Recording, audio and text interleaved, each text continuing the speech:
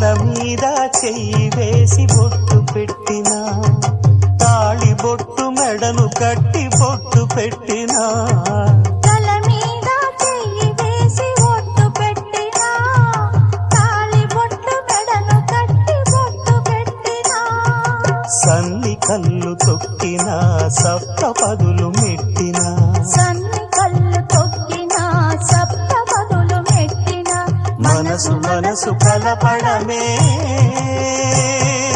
మంత్రం పరమార్థం.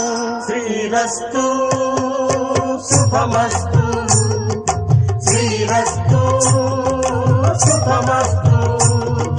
శ్రీకారం చుట్టుకుంది పెళ్లి పుస్తకం, ఇక ఆకారం దాచుతుంది కొత్త జీవితం.